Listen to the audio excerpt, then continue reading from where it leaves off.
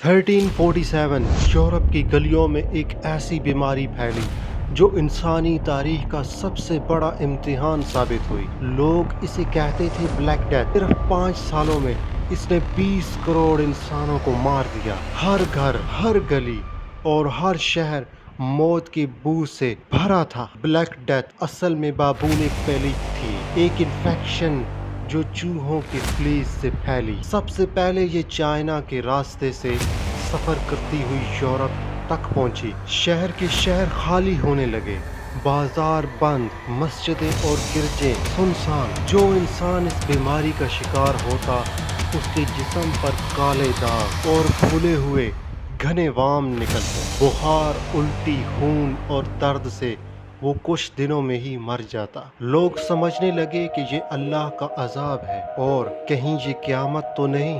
Europe کی 60% آبادی ختم ہو گئی، زمیں بنجر، شہر خالی، خاندان برباد۔ کسانوں کی کمی کی وجہ سے کھیتی ٹھپ ہو گئی اور اناج قیمتی ہو گیا۔ حکومتیں کمزور اور مذہبی انسٹیٹیوشنز پر لوگوں کا بھروسہ ہٹ گیا۔ کچھ لوگ کہتے تھے یہ انسانوں کی گناہوں کی سزا ہے، کچھ لوگ سمجھتے تھے کہ دشمن نے زہر پھیلا دیا ہے۔ آج ہمیں پتہ ہے کہ یہ پیلیگ بیکٹیریا سے پھیلی، لیکن اس وقت لوگوں کے لیے یہ صرف ایک راز تھا۔ بلیک ڈیتھ نے انسانیت کو سبق دیا کہ ایک چھوٹی سی بیماری پوری دنیا کا نقشہ بدل سکتی ہے۔ اس نے دنیا کی سیاست، مذہب اور اکانومی کو ہمیشہ کے لیے بدل دیا۔ لیکن سوال یہ ہے، اگر آج ایک نئی پیلیگ یا وائرس پھیل جائے جس کا علاج نہ ہو تو کیا انسان پھر سے وہی امتحان سہ پائے گا، یا اس دفعہ پوری انسانیت ختم ہو جائے گی؟